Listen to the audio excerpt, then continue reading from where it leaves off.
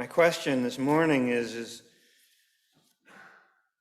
there something particular about our theology, our beliefs, our message, that can be found in the architecture of our building?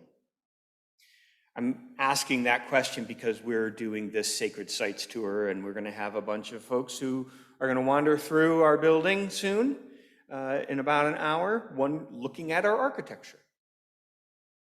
Before I get into that, though, I notice I want to talk about this piece between that theology and belief that I'm going to bring up and what Susan Frederick Gray offered us in that video. She was talking to this gathering of Unitarian Universalists a month ago, and she outlined some of the ways that our theology is revealed against the backdrop of everyday living. Our theology of connectedness, of care for the vulnerable, our theology of engaging with what's going on in the world. Amidst the churn of change and trouble around us, our faith calls us to trust the dawning future that is opening and waiting for what comes next. That ours is a living tradition that evolves, that we have an honoring of the past, of things that have been before, but we look forward together more toward what can be.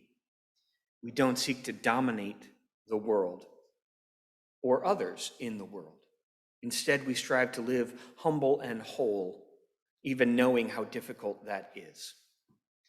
Our UU faith, Unitarian Universalist faith, calls us to be inclusive and compassionate, to seek justice and to speak truth with love, to lean into trouble in our lives and our world rather than hide from it, to move forward with faith, to help create a better world.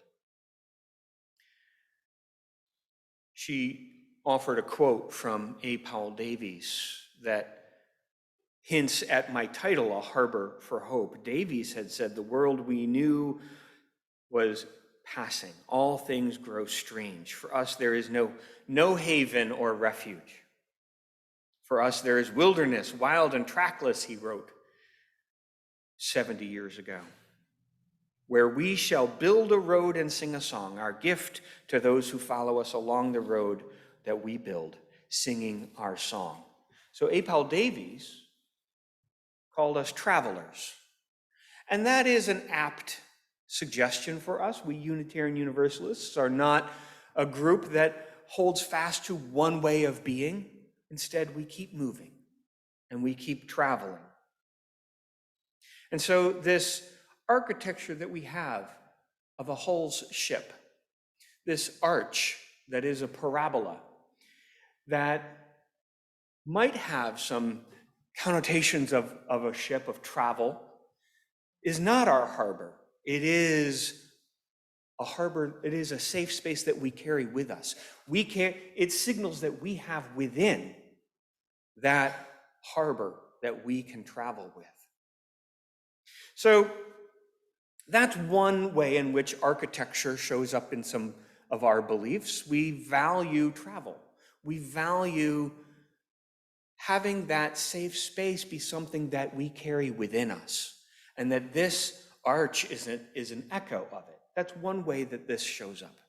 Now, if you go to other faith communities and you look at their buildings, you'll see some things that stand out. If you go to a Jehovah's Witnesses Kingdom Hall, there are certain pieces of architecture that all of them have that you'll notice, and they are important to those people.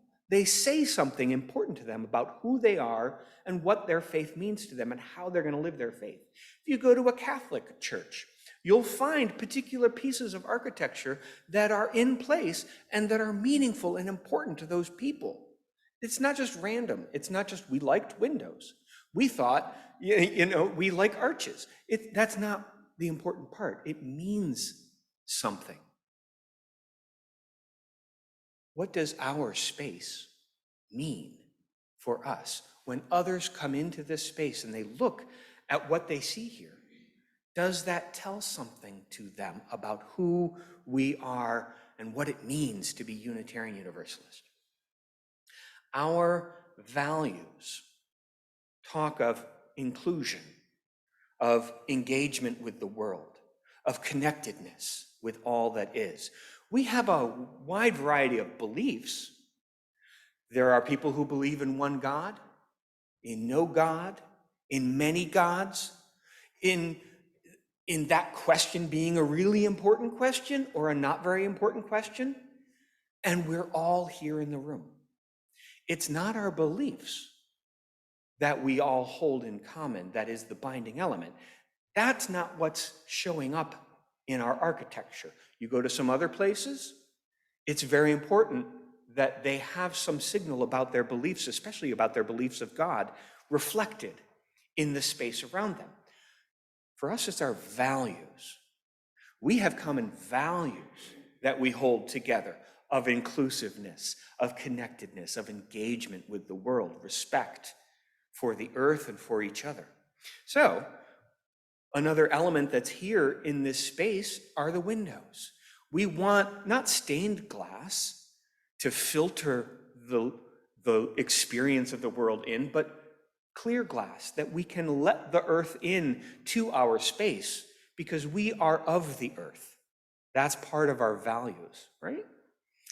There's also a very common thing in Catholic and Orthodox architecture that there's a rail, there's a line, a bar between the holies, the sanctuary space, and the Holy of Holies, where only certain people are allowed to go.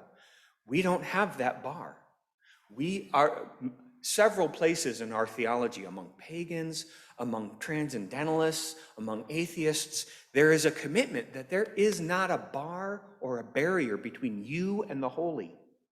And so we created architecture that we hope also says that, with the windows, with the open space, with the arch that we can all include ourselves in.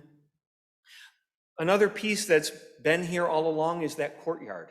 If you came in from the parking lot area, if you parked in the front, you didn't notice the courtyard. But back there, when we did our renovations, we made a point to say to our architect and our planners, we want the yard space, the outdoor space, to be honored and kept vibrant and vital.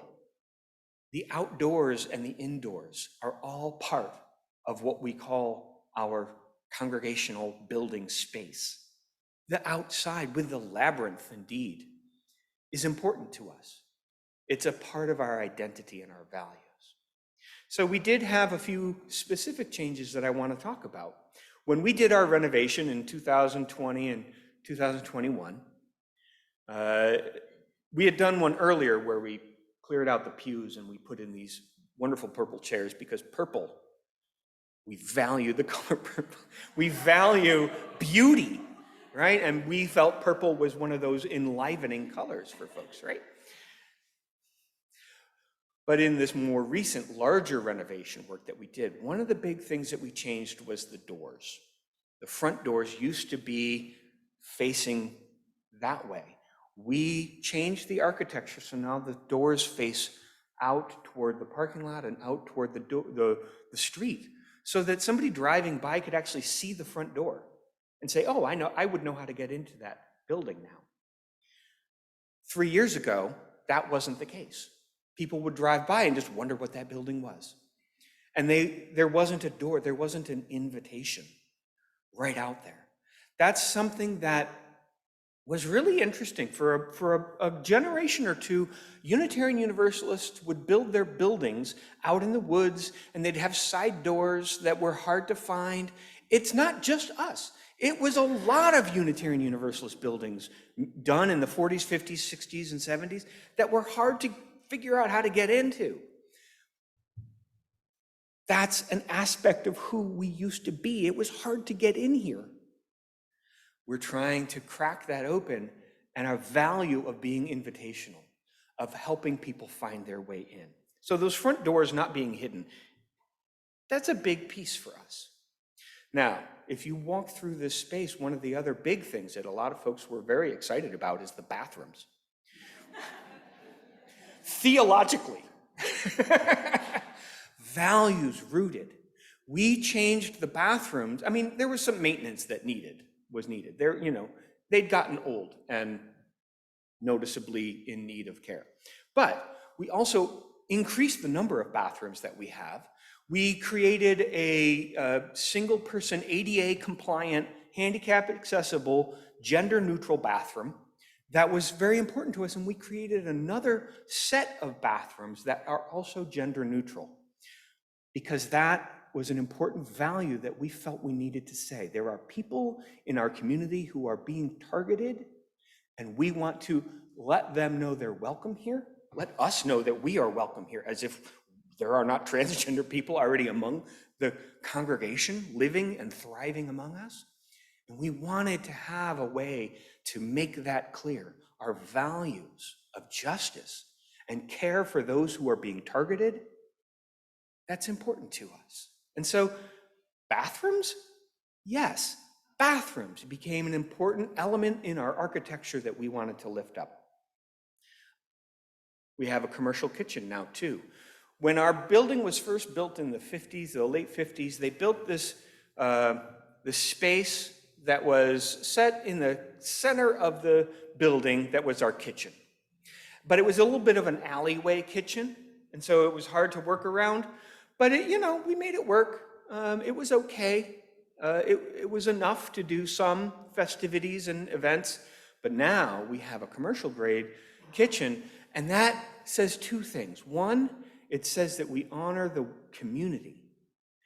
Showing up here on Sunday morning, like we do, online or here in person, is one thing among multiple things. The community, the gathering, the being together and talking together and sharing food together is an important aspect of who we are as a community. So we created this big kitchen, but we can also use that kitchen. We made a point of making sure it was commercial grade and that the health department weighed in on it so that we can serve meals to the people in need. We can feed the hungry. That's not something we were able to do before. And we made a change to our architecture so that value that we have of nutrition and feeding and caring for those who are hungry is something that we can live into better now.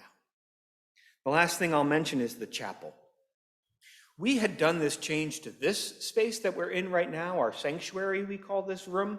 This sanctuary, we made this like 4 years ago, where we took out pews and we put in chairs. And that made this into a multi-use space. 4 years ago, there were pews here that were screwed into the ground. And it was like, actually, we experimented with a couple of things, and it took us like all day to take out 2 pews. It was work. It was not a multi-use space. It was for one thing: worship and concerts. Okay, 2 things. Worship and concerts. Okay, plays. 3 things. Worship and concert. So I mean, like art. Arts were still something that could happen in this space, but it was primarily for worship. When we took the pews out, that architectural change allowed us to make use of this space as a multi-use space. It's something that we've had dinners in here. We cleared this space out for the art and gift show. We invited vendors to come in and sell their wares in here. We now have a chapel as well, that during this bigger renovation that happened in 2020, 2021, we created a chapel space. The chairs in that space, it's also multi-use, but the chairs in that space are in a circle. Right now, our sanctuary architecture has a pulpit with one speaker sharing, doing all of the talking. But that's not the only way that our values, our faith shows up. We often do this in a circle. We care for having all of our voices offered into the conversation. That's part of our values. And so if you walk around the building now and you look at what's here, ask a little bit about, is that on purpose? Did they just happen to like a brick fireplace? Or does it mean something? Not sure. The answer doesn't have to be yes, it means something. Just, I encourage you to think about it and ask. Check in with yourself. I'm going to do one thing before I close. I'm going to offer a building blessing, because we haven't actually done that yet. We haven't actually done a ritual in which we bless this new space. So here's what I'm going to ask your help with. If you are willing, I don't need everybody to do it, but if you're willing, find your way over to a piece of the building and put your hand on it. Maybe it's the arch, maybe it's the wall, maybe you're just going to look at me and say, my feet are on the ground. That's enough, I'm touching something. That's enough. But if you would, help me to recognize this building and the new space that it is as I offer these words of blessing. This is something written by a colleague, Jennifer Stokes. You're going to go down and you're going to put your hands on the coffee urn. That's my friend Eric Kotz over there. All right. And here is our blessing. We ask blessing on this, our church home. May this building be a tool to continue the good work of our helping hands, our loving hearts, and open minds. May this home be safe harbor for all who sail upon the seas of life and a beacon of hope to those on rough waters. May this building be a garden rooted with truth and compassion and love and blossoming into peace and liberty and justice. We give thanks for the generous people who made this possible. We are grateful for the continuing benevolence of the universe. Let us not forget those outside our walls who still struggle with their own needs for shelter and nourishment of body and of soul. We ask blessing on this, our church home. Amen. Thank you. As you make your ways back to the seats, I invite you to sing